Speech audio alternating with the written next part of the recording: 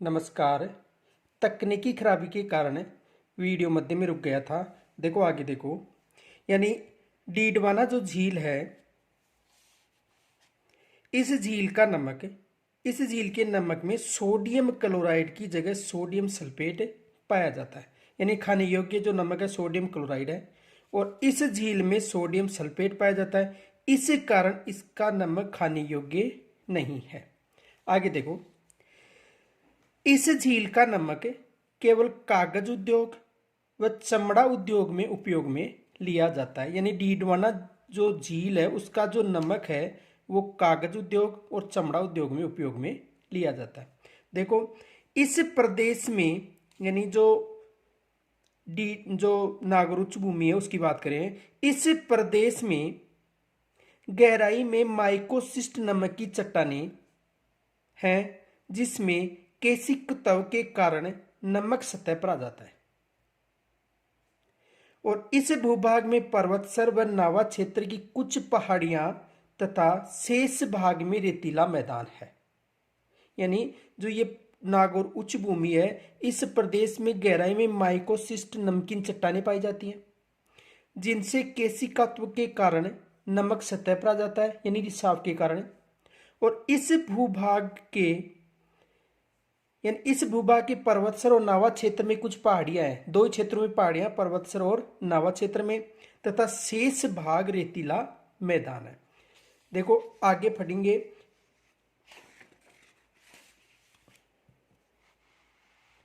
Luni basin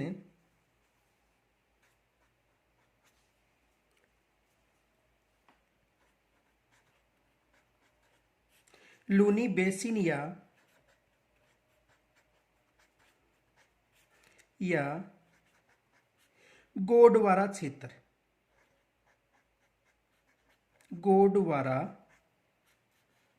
क्षेत्र, यानी Luni basin या गोडवारा क्षेत्र। देखो इसको समझो। देखो जो लूनी बेसिन का जो क्षेत्र है,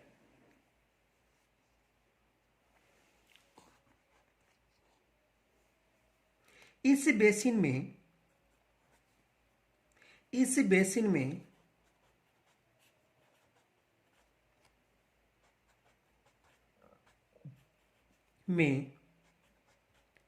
लूनी व उसकी सहायक नदियों का बहाव है। लूनी व उसकी सहायक नदियों का बहाव है। नदियों का बहाव है।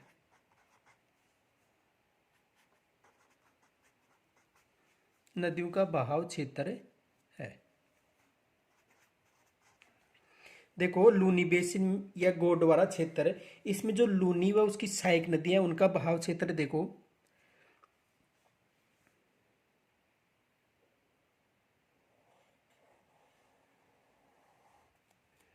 अरब सागर,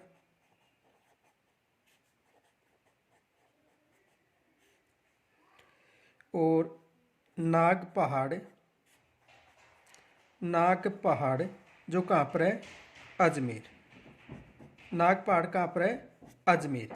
तो नाग पहाड़ अजमेर में लूनी, यानी नाग पहाड़ जो अजमेर है, मध्य अरावली, यहां से लूनी नदी का उद्गम होता है। किसका होता है, लूनी नदी का उद्गम होता है।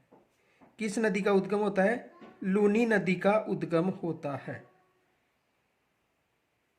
और ये नदी अपना जल कच्छ की रण में डालती है। किस रण में डालती है, कच्छ की रण में अपना जल डालती है। देखो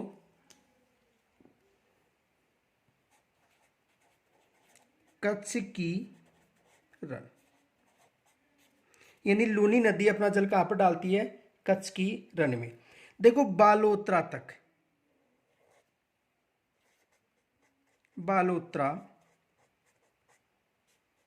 जो कहां पर है, बाड़मेर में। यानी बालोत्रा के पीछे इस नदी का जल है जो मीठा रहता है, यानी यहां तक इसका जल क्या रहता है, मीठा।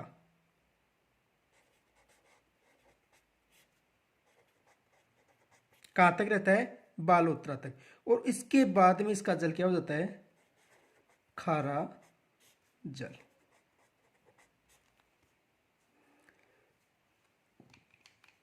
कौन सी नदी है, लूनी नदी। तो देखो, यानी इसका उद्गम नाग पहाड़ अजमेर से होता है और समापन कच्छ की रण होता है या अरब सागर। तो बालोतरा तक, इस बालोतरा के पीछे इसका जल मीठा रहता है और बालोतरा के बाद में इसका जल क्या हो जाता है, खारा। तो इसे देखो, आधी मीठी व आधी खारी, आधी खारी के नाम से भी जाना जाता है। ये आधी मीठी व आधी खारी नदी किसे कहा जाता है, लूनी नदी को कहा जाता है। यानी ये जो पीछे का क्षेत्र है यहाँ पर चट्टानी क्षेत्र माना जाता है, इस कारण यहाँ पर जो जल है वो क्या है, मीठा जल। और इस जो नदी है इसका बहाव जालोर में सर्वाधिक तेज होता है। बहाव जालोर में क्या होता है, बहाव तेज कहाँ पर होता है, जालोर में। यानी बहाव तेज कहां पर रहता है, जालोर में। इस कारण इसे जालोर में, जालोर में रेल या नाड़ा कहा जाता है, रेल या नाड़ा कहा जाता है। यानी जालोर में लूनी नदी के बहाव क्षेत्र में तेजी आती है, इस कारण जालोर में इसे रेल या नाड़ा कहा जाता है। आगे देखो,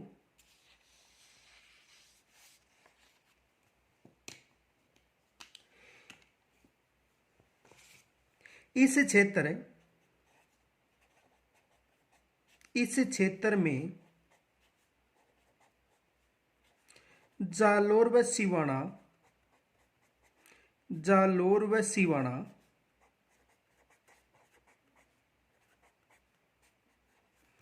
की पहाड़ियां स्थित हैं, की पहाड़ियां स्थित है। यानी जो लूनी बेसिन है उसमें जालोर व सिवाना की पहाड़ियां स्थित हैं, जो ग्रेनाइट के लिए प्रसिद्ध है, जो ग्रेनाइट के लिए, ग्रेनाइट के लिए प्रसिद्ध है। किसके लिए प्रसिद्ध है, ग्रेनाइट के लिए प्रसिद्ध है। देखो एक विशेष याद रखना, यदि ग्रेनाइट नगरी पूछे तो जालोर बताना है, नोट ग्रेनाइट नगरी, नगरी ग्रेनाइट नगरी कौन सी है, जालोर, ग्रेनाइट नगरी जालोर।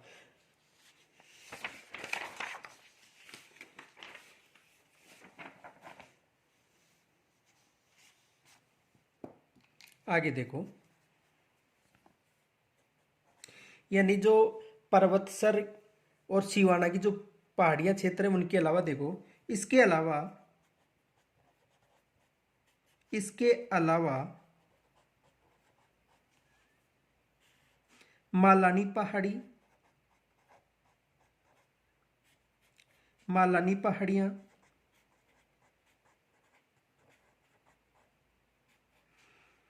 एवं चूने पत्थर की चट्टानें पाई जाती हैं, चूने पत्थर की चट्टानें, चूने पत्थर की चट्टानें पाई जाती हैं, पाई जाती हैं। यानी इसमें मालानी पहाड़ियां व चूने पत्थर की चट्टानें पाई जाती है। नोट याद रखना, नोट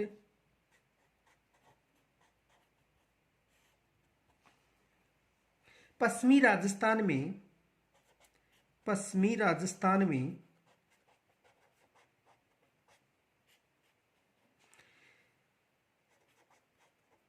जालोर सिवाना क्षेत्र जालोर सिवाना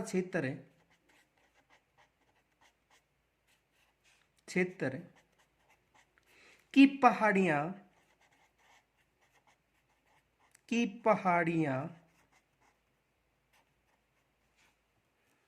अरावली पर्वत श्रेणी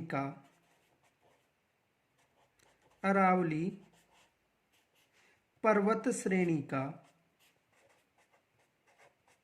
अंश मानी जाती है।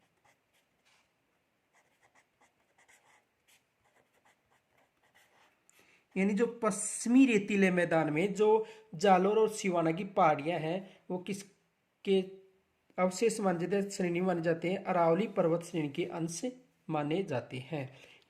आगे देखो,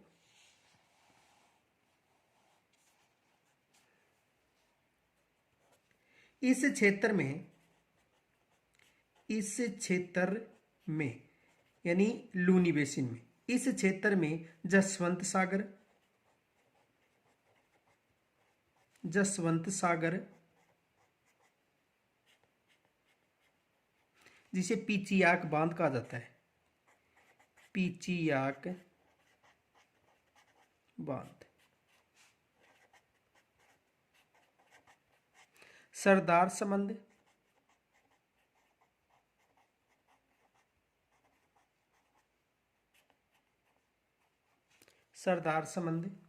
जवाई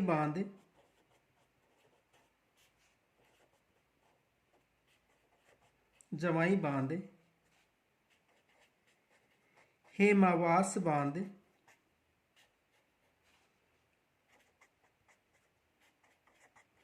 आदि बांध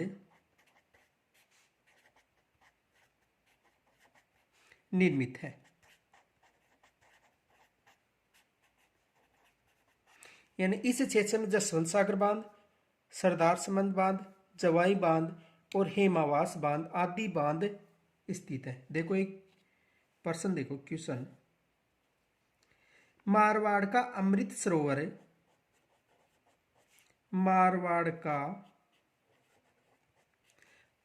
सरोवर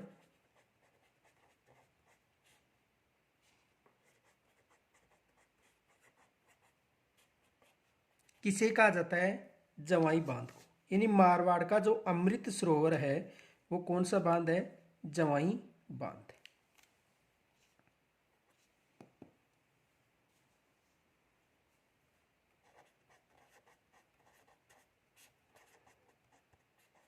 कौन सा बांध है? जवाई बांध है, जो जवाई नदी पर स्थित है। आगे देखो, पश्चिमी राजस्थान की अन्य विशेषताएं। पश्चिमी राजस्थान की अन्य विशेषताएं।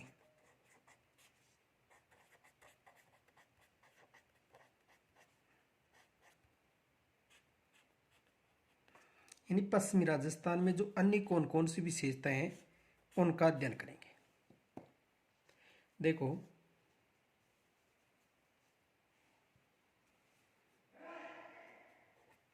थार का मरुस्थल है,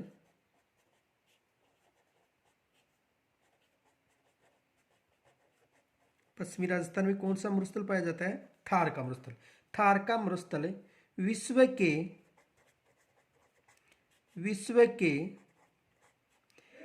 मरुस्थलों में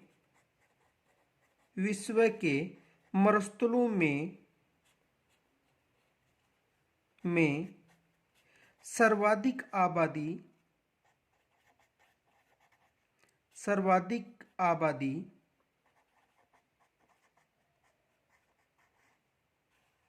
यानी सबसे ज्यादा आबादी विश्व के मरुस्थल में पूछी जाए तो कहां पर होता नहीं है? थार के मरुस्थल में। तो सर्वाधिक आबादी, जनसंख्या घनत्व,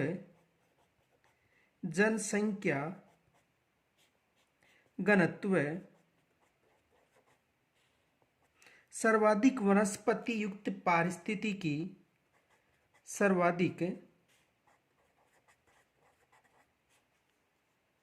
वनस्पति युक्त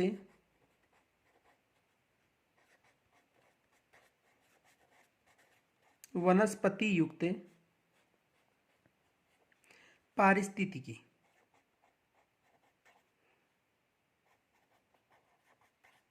पारिस्थितिकी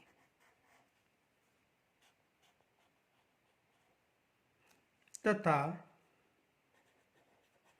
पशुधन की अधिकता के लिए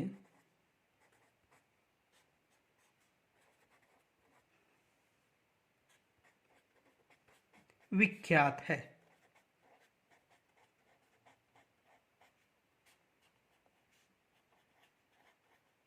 यानी जो थार का मरुस्थल है उसमें सर्वाधिक आबादी, जनसंख्या घनत्व, सर्वाधिक वनस्पति युक्त पारिस्थितिकी और पशुधन की अधिकता के लिए विख्यात है। देखो नोट,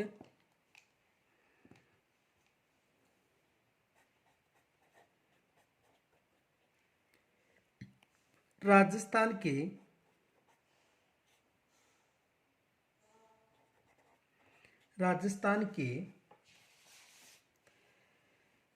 थार मरुस्थल में, राजस्थान के थार के मरुस्थल में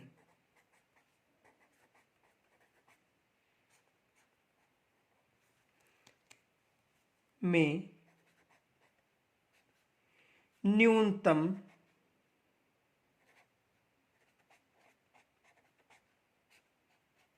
जनघनत्व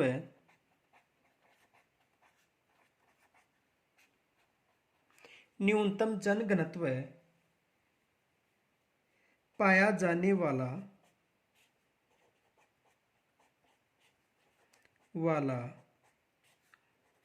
भौतिक प्रदेश है।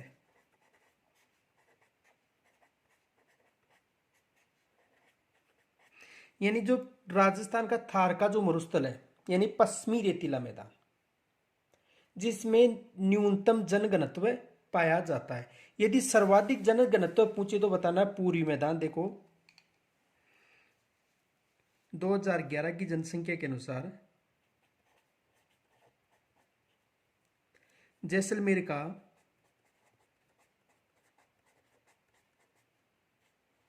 यानी जैसलमेर में 17 व्यक्ति प्रति घनत्व, बीकानेर में 78,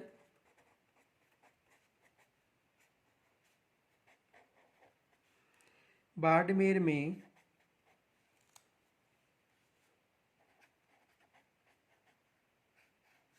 90, चूरू में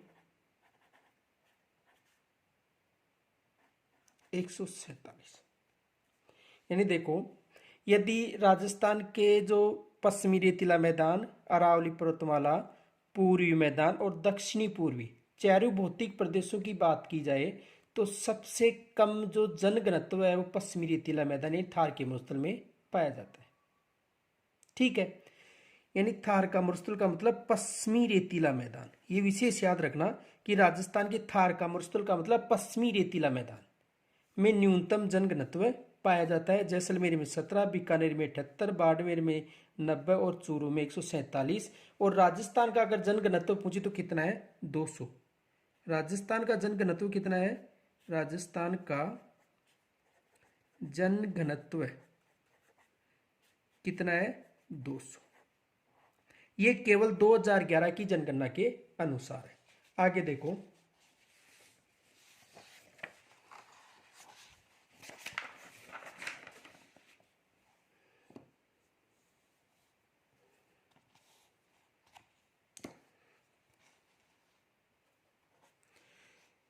थार के मरुस्थल में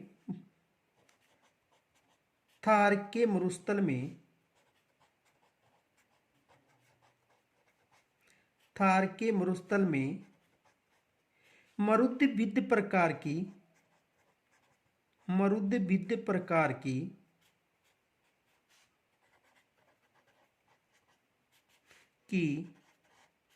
वनस्पति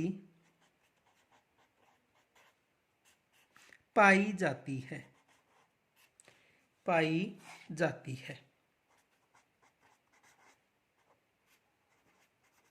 यानी किस प्रकार की वनस्पति पाई जाती है? मरुद्भिद प्रकार की वनस्पति। मरुद्भिद प्रकार की वनस्पति का मतलब ऐसी वनस्पति जिसकी जड़ें लंबी हो, तथा जो पत्तियां हैं कांटों के रूप में पाई जाती है वो कौन सी वनस्पति होती है? मरुद्भिद। आगे देखो, थार के मरुस्थल में, थार के मरुस्थल में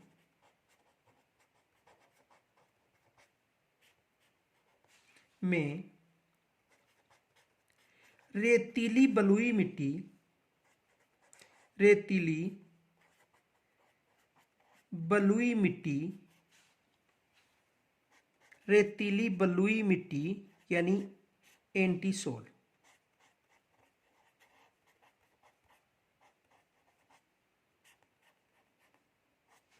का विस्तार है, का विस्तार है।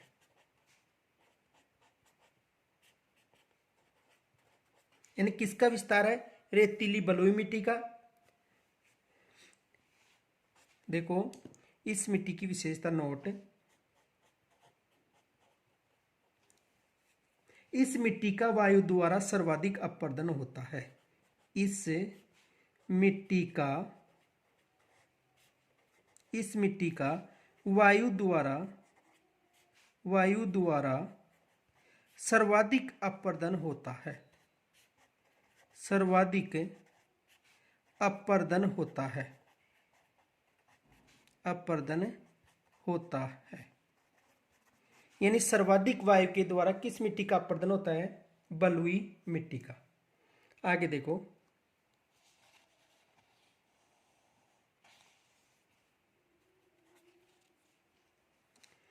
थार का मरुस्थल, थार का मरुस्थल,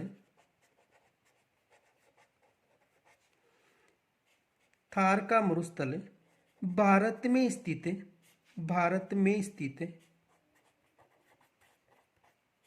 निम्न वायुदाब का, निम्न वायुदाब का केंद्र है, केंद्र है। यानी भारत में जो निम्न वायुदाब का केंद्र है वो कौन सा मरुस्थल है? थार का मरुस्थल। लेकिन निम्न वायुदाब केवल ग्रीष्म काल में,